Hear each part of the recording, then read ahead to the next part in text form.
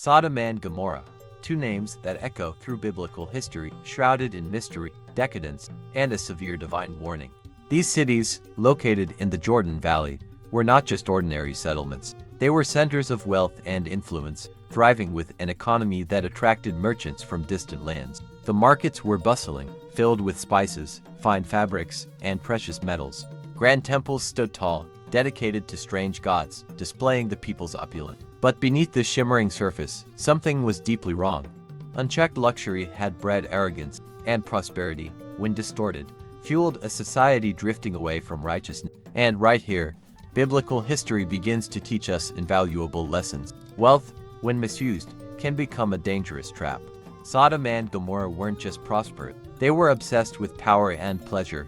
There was no room for humility or compassion. Merchants deceived travelers, judges favored those who could bribe them, and the average citizen saw nothing wrong with it. The moral fabric of these cities was unraveling quickly, and few realized the gravity of what was happening. Lot, Abraham's nephew, knew something was off. He lived among these people, witnessed their corruption, yet tried to hold on to his integrity. Little did he know, he was about to witness one of the most impactful moments in biblical history. But you see, the problem wasn't just materialism. The real decay lay in how they treated one another. The rich mocked the poor, the powerful exploited the defenseless, and justice had become a bitter joke. At its core, Sodom and Gomorrah were a reflection of what happens when a society forgets God's principle. Proverbs 14:34 reminds us, righteousness exalts a nation, but sin is a reproach to any people. When a city abandons justice, its downfall is only a matter of time. And how many times have we seen this pattern repeat in biblical history and real life? Humanity thrives, gains knowledge, develops new technologies, yet often forgets the essentials: righteousness, mercy, and the fear of the Lord. Sodom and Gomorrah didn't fall in a single day. The decline was gradual, one step at a time, until wickedness became the norm, and no one saw a problem with it anymore. That is a warning for all of us. Today's small compromises can become tomorrow's disaster. And so, Sodom and Gomorrah marched toward the inevitable. What would happen next would mark a turning point in biblical history. But would anyone recognize the severity of the situation before it was too late? As prosperity filled the streets of Sodom and Gomorrah, so did arrogance, greed, and moral corruption. The social divide was unmistakable. While the wealthy indulged in endless feasts, the poor starved in the alleys, unseen and forgotten. Lavish banquets stretched for days, tables overflowing with exotic meat, rich wines, and extravagant delicacy. Laughter and music echoed through grand halls, but outside, desperation gnawed at the less fortunate. It was a city where kindness had become a foreign concept, where a man's worth was measured by his wealth, not by his character. Biblical history reminds us time and time again, when compassion fades, destruction is never far behind. But greed alone was not the worst of their sins. Corruption had seeped into every corner of society. Merchants used false weights, overcharging unsuspecting customers. Judges, who should have upheld justice, instead bent the law for personal gain. The rich crushed the weak without consequence, and no one dared to stand against them. The prophet Ezekiel later described Sodom's sins in chilling detail. Behold, this was the iniquity of your sister Sodom: pride, fullness of bread, and abundance of idleness. Neither did she strengthen the hand of the poor and needy. Ezekiel 16:49. Their crime was not just indulgence, but the callousness of their hearts, the complete rejection of righteousness. Biblical history had seen this pattern before, and it would see it again. When justice is ignored, chaos follows. And then there were the celebrations: wild, excessive, and entirely without restraint. Festivals turned into days-long orgies of food, drink, and immorality.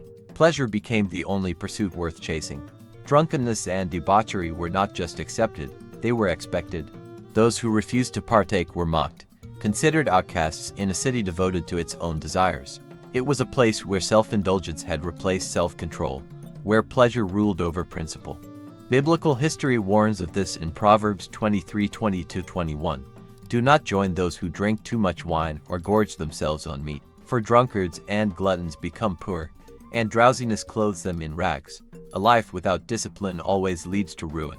Violence became commonplace, another symptom of a city drowning in. The strong dominated the weak, crime was rampant, and there was no justice for the innocent. Strangers were not welcomed but mistreated, sometimes with unspeakable cruelty. Hospitality, a sacred value in many ancient cultures, was seen as in Sodom. The city had abandoned not just morality but its very humanity. The echoes of their sins reached heaven itself, and God would not remain silent. In biblical history, we see that when wickedness reaches its peak, divine judgment is inevitable. Perhaps the most horrifying of all was their practice of human sacrifice. In their depraved rituals, they believed offering children to their false gods would bring them prosperity and protection. Innocence was destroyed in the name of greed. This was not just moral corruption, it was an abomination. The blood of the innocent cried out, and God had heard. The fate of Sodom and Gomorrah was already sealed. But the final warning would come in an unforgettable way. Two mysterious visitors would arrive at the gates, bringing with them a last chance for salvation. The night was thick with heat, the air heavy with the weight of unseen judgment. Sodom was alive with its usual revelry, laughter, drunken singing, and the clatter of feasts spilling into the streets. No one knew that this would be their last night. But something unusual had happened earlier that day. Two strangers had entered the city, their presence barely noticed by the distracted citizens. They weren't merchants, nor were they seeking pleasure in Sodom's infamous festivities. They were different. They carried an air of authority, a silent power that made even the most hardened criminals uneasy. These men were no ordinary travelers, they were angels, sent by God with one final mission. Biblical history was about to witness one of its most dramatic moments. They found their way to the home of Lot, the only righteous man left in the city.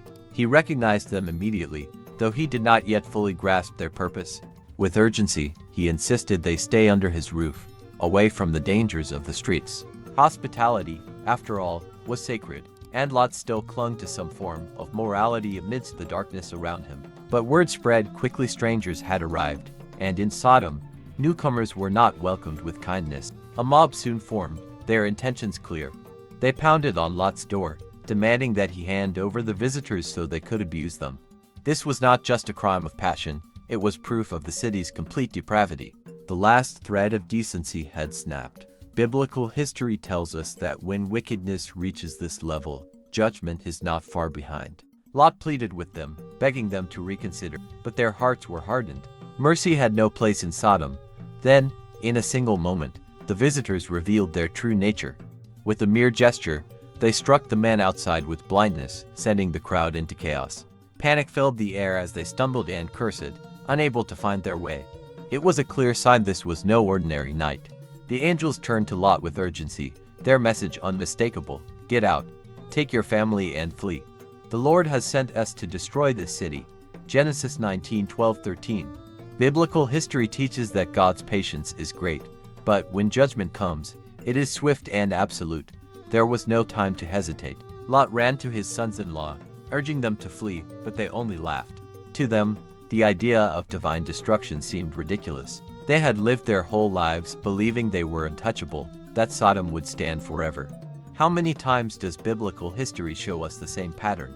People ignore the warnings, mock the messengers, and then find themselves caught in the very disaster they refused to believe in. The sun was beginning to rise, and the angels' urgency grew. They seized Lot, his wife, and his daughters, practically dragging them out of the city. The command was simple: do not look back. Their only hope was to run and never turn around. And then it happened. The sky, once painted in soft dawn colors, darkened with a sudden, unnatural glow. A roar, like the heavens themselves breaking open, filled the air. Then fire and sulfur rained down. Buildings crumbled, screams filled the streets, and in an instant, Sodom and Gomorrah ceased to exist. Every sin, every moment of cruelty, every act of corruption gone. The judgment was total, irreversible, but as Lot and his family fled, his wife hesitated. Perhaps it was sorrow, or maybe just a final longing for the city she had called home. She turned, and in that moment, she was no more. Where she stood, only a pillar of salt remained, a lasting symbol of what happens when we cling to a world God has condemned. Biblical history would never forget this day. The destruction of Sodom and Gomorrah was not just an act of divine judgment, it was a warning, a lesson written in fire and ash for all generations to come. These cities were not destroyed merely for their wickedness, but because they refused to turn back, to seek righteousness, to listen to the warnings that God had sent. Biblical history teaches us that God is patient, merciful, and slow to anger, but he is also just. There comes a point where sin, if left unchecked, leads only to ruin. The people of Sodom had every opportunity to repent, to change their ways, but they ignored the signs until it was too late. How often do people today walk the same path, thinking they have all the time in the world to change? The story of Sodom is a mirror, reflecting not just an ancient civilization, but the dangers that lurk in every society that turns away from God. Pride, selfishness, greed, corruption, these things are not relics of the past. They are alive and thriving in the world today. The same arrogance that led Sodom to its downfall can be seen in cultures that embrace moral decay, that mock righteousness, that live as though there will never be consequences. But biblical history has shown time and time again that ignoring God's truth does not erase it.